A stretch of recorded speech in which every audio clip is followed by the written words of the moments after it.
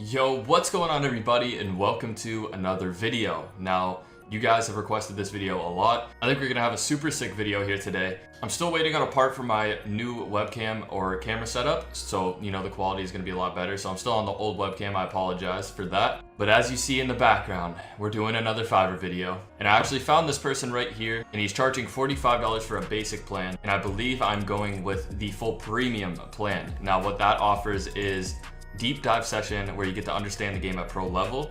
But what's different about this person is most of the other coaches that I've done before, they play with you in the game, and then you pretty much just run with them for an hour and they tell you what you're doing wrong in the game. But with this, I think this would actually be really cool for a video, because he actually goes in and he'll watch a VOD and tell you exactly what you're doing wrong in like a video, So I'm gonna play Apex. I'm gonna play a couple games of Apex with like a weird sense, a weird field of view, and just kind of make myself look like a little bit of a bot. I mean, I am a bot, but like worse than I normally am. And I know I've done that in previous coaching videos, but I'm not gonna make it as blatantly obvious that I'm terrible at the game. My whole end game of this video is to pretty much get you guys some tips from this player. Now, I mean, he seems like he's a pretty good guy. I checked out his Twitch, and on his past broadcasts, he was actually in the 1v1 tourney that I was in as well. But there were so many people in there, I don't think he actually knows who I am. Plus, you guys know we're going undercover as always. I'm gonna have to bring back Apex God X22, and I'm probably gonna hop on the alt account that I played on with Bryson Tiller, and I'm gonna have to get a different Discord and everything. I'm getting it for $70, and then I'm going to be ordering the 1-day delivery. It's an extra $25, so I'm going to pay $100 for this coach. This can go really good or it can go really bad. The whole purpose of this, like I said, is to try to get you guys some good tips, and I'm gonna kind of critique his tips after the video and say anything else I need to say on top of the tips, because if he nails it, all kudos to him, all power to him. So honestly, I'm just gonna order this. This is probably gonna take a day. Who knows, my camera part might come in tomorrow and I'll be on a better quality camera. So after I purchased it, there was a little brief explanation of Apex Legends experience, and I pretty much just said I'm remotely new to the game, just started playing with some in real life friends a few months ago on controller. I came from Call of Duty trickshotting on PC. I'm looking to get some professional advice and tips that could help me improve my gameplay. I play Bloodhound and Octane and have around 3,000 kills with them each. I play a little bit less passive aggressive, and my go-to loadout is the flatline and the triple take. Looking forward to get some help. Thank you. Yo, what's up, man? Yo, how you doing? I'm doing great. How you doing, dude? Not too bad, man. Not too bad. So just pay attention to the screen share for the most part here. Yep, So, I'm gonna full screen it in a sec. so Call of Duty is the only shooter game you played before this? I played that. I played a little bit of Halo back in the day. So I mean, like, when I first saw Apex Legends, like the Prowler reminded me of like weapons in Halo. So that's what kind of gave me the push to like play it. You know what I'm saying? All right. Yeah, since you're mentioning your loadout, we'll get into your loadouts early on actually, because this loadout is very limited to that type of playstyle, if you really want to kind of adapt to that kind of playstyle at least. Right. Which is a good playstyle. Like playing fairly aggressive is very rewarded in Apex, because healing in Apex is so efficient, right? You can heal your whole shield in 4 seconds. If you come to other games like PUBG or something, if you take one shot, you need to stand and heal for 10-15 seconds. Right. So healing in Apex is so much more efficient than any other like BR games. For the first part, do you have any like specific goals that you want to go towards, or just overall improve?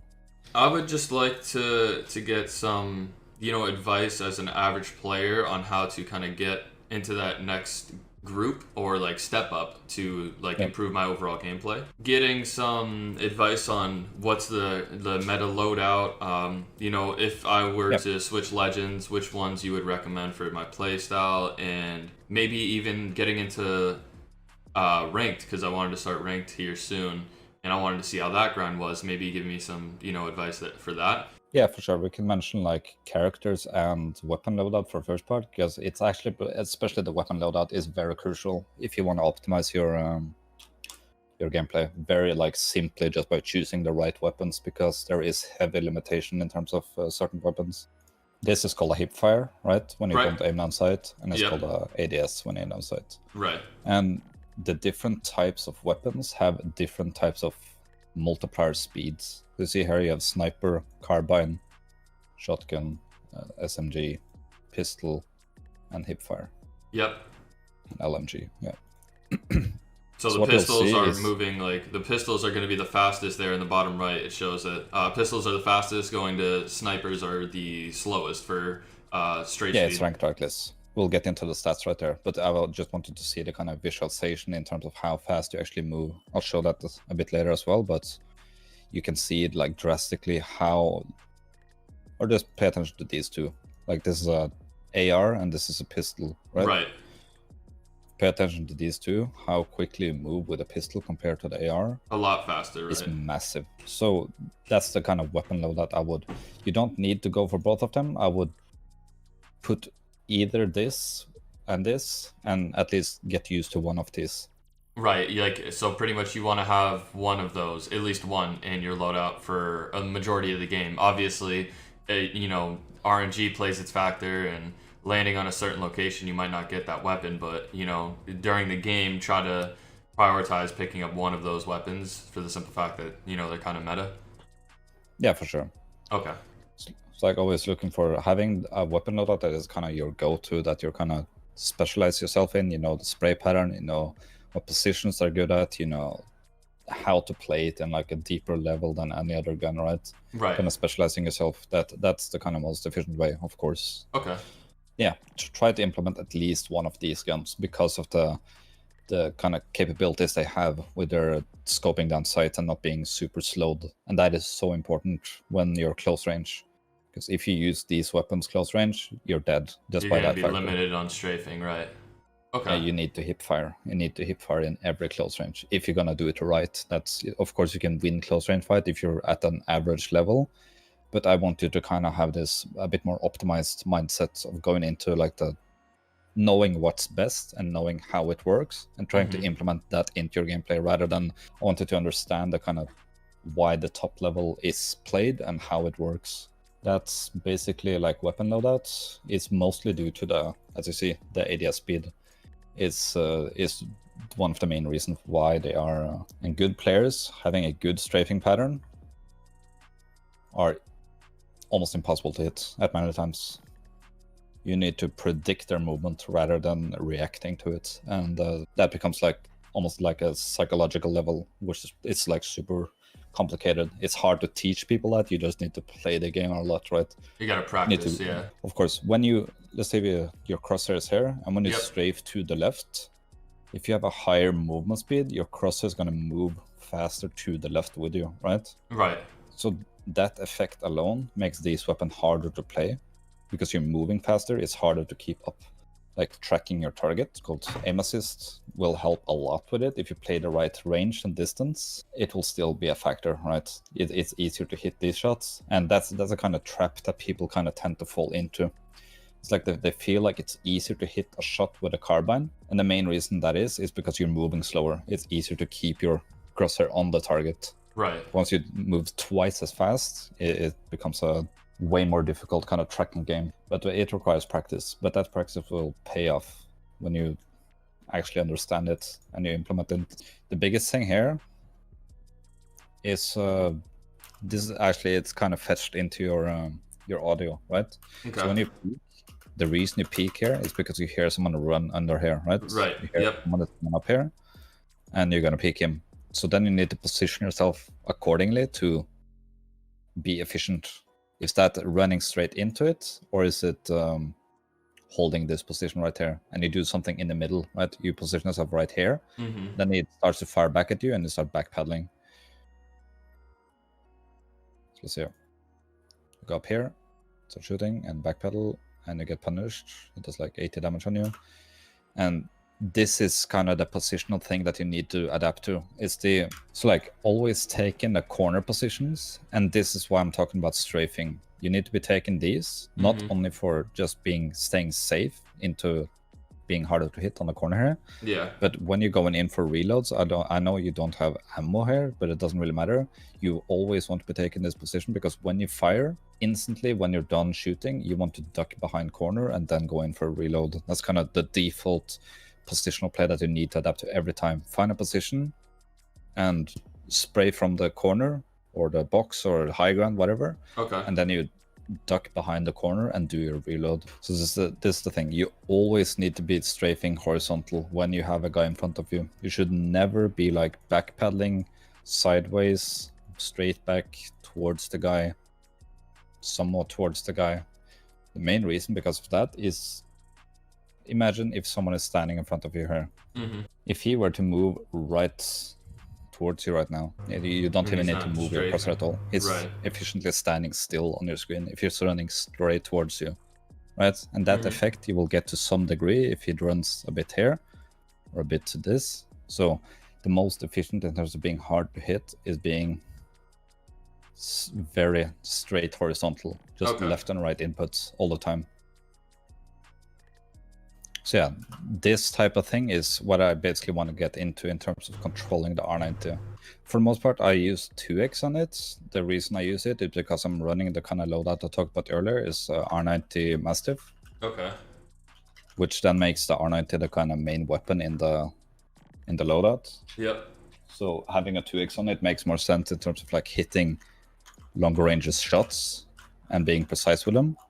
Okay. That's the main reason I use that. You can use a 1x as well, but I feel like it's just overall harder. And you can also take it away or swap if you have like a red dot on this one, right? Right. You're versatile. You're not stuck with a 2x if you really hate that on close range or something. The thing is, R90 is super efficient in terms of hip fire as well, right? The hip fire on it is super tight, so it's not that bad to hip fire many times. But anyway, the recoil is the kind of pattern I want you to pay attention to is the first one, this bullets right here. Yep. And you see that they're very consistent in terms of how it goes like this, right? Yeah. And then it starts going like this, which you shouldn't be caring about. This part is so much harder to control on range than just building this into a muscle memory.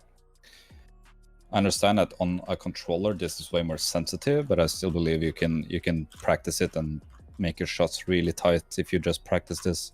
So see, like just like I'm doing right now, stacking out your R90, going around here, trying to move while you do that burst fire move, trying to pinpoint your bullets, only moving left and right is a really kind of efficient way of building muscle memory of moving good, as well as understanding the spray pattern or burst pattern at least.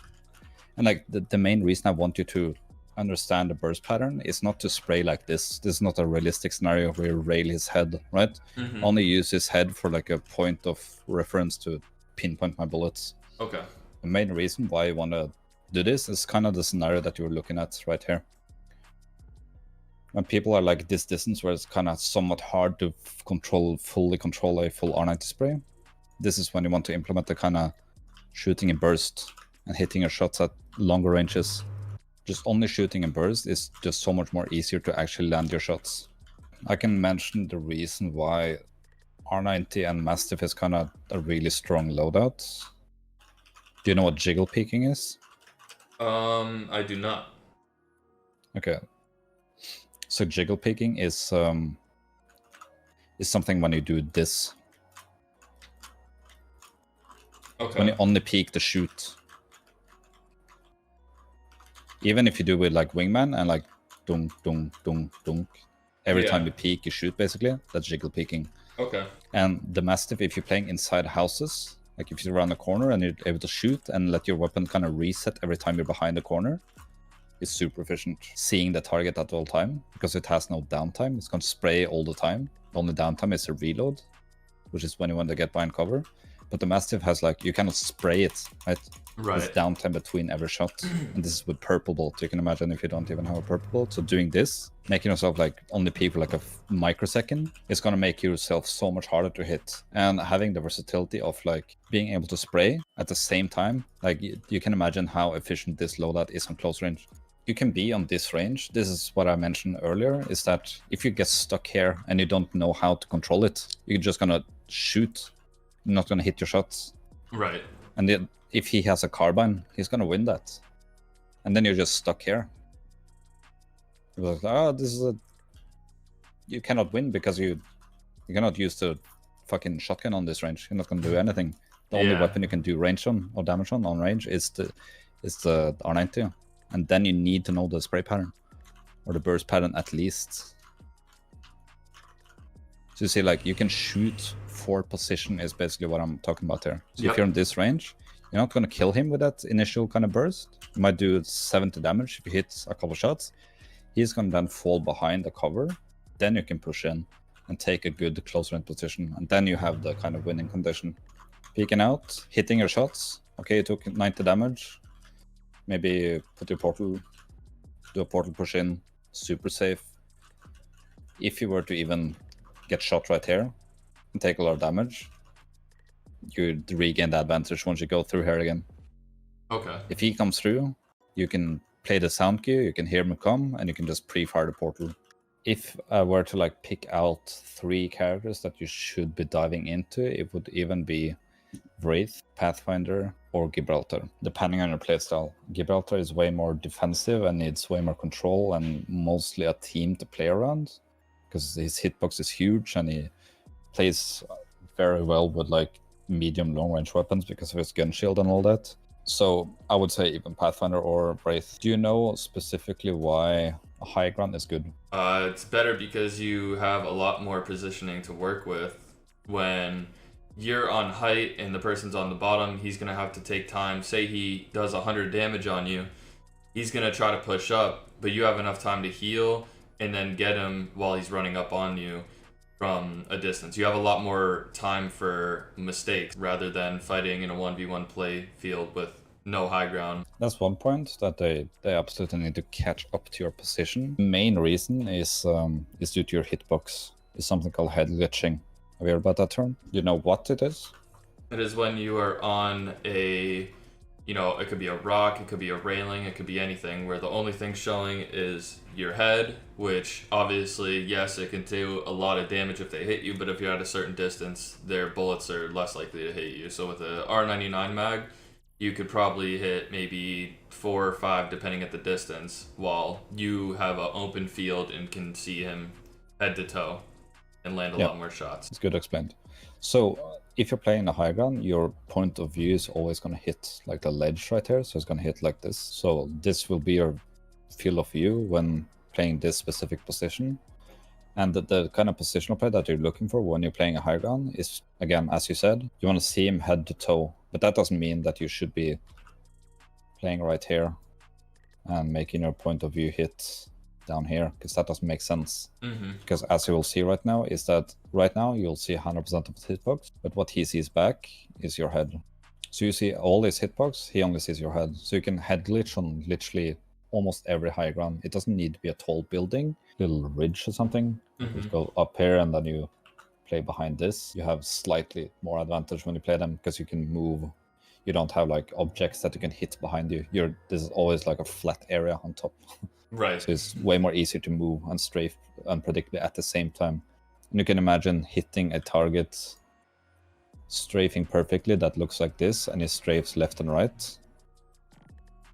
It's going to be a lot harder to hit that rather than someone just that's being what out he in the sees, and that's what you see. Like just by this alone, you understand that you have a massive advantage. Absolutely. So it's important to still, when you play a high ground, to still position yourself correctly. And only the biggest indicator is like putting this ledge up to somewhere between here and here. But if these are the people you're playing against and this is you on the bottom, you always need to be finding a cover. The main reason why you find a cover is to get behind it and use that cover to zone out the 2 other guys on the team. So you're efficiently only forcing a 1 versus 1 every time you fight. Okay. That is the main use of a cover. So that means if you overpeak, you instantly lose that kind of 1v1 effect. So this, at this point, is where your kind of information gathering skill comes into play, because you're going to come from a place, right? And if you come from here, you see this guy and maybe this guy are in the open, and this last guy might be in behind something, right? Yeah. So then you come from this side, oh, you spot him and you spot him. It's like, oh, I'm gonna take this position right here and start the fight. I'm gonna zone out this guy at least. Then you have like you have your range of hearing as well, right? Right. So then you can hear around you, and that further on should kind of emphasize your positional play, right? So if you see that these two guys are here and you came from this side, it makes more sense that you should be playing closer to this to just zone out this guy, because you haven't seen this side of the map. So you don't want to place yourself here, right? Because you don't know what's on this side. And as well, if he comes into your hearing range, you will then hear him, and then you can correct your positional play. So you use vision cues from the beginning, and when you get into close range, you need to enable your sound cues. Okay. That's how you just keep control in a area when you start fighting. And this takes a long time to kind of fully optimize, because your brain needs to kind of separate all the different audio cues. What is footsteps? What is gunshots? What is healing sounds? What is different characters' footsteps? All of this takes time for your brain to really understand at a deep level, and to actually separate them. To like, oh, there's a guy stepping in my left while you are healing or shooting or something, right? That takes a certain amount of skill to actually detect, because many people just don't hear anything when they start shooting or run or whatever. People generally just don't hear anything at all for the most part in these public games. But and I think like this is the biggest thing, that people don't know how to separate the different audio cues. As I said, what is a footstep and whose footstep is it, and where is it coming from? You need to, that information need to be like super precise and quick to take full advantage of it. Because if you react too late, you take additional damage, and that could be a lose factor.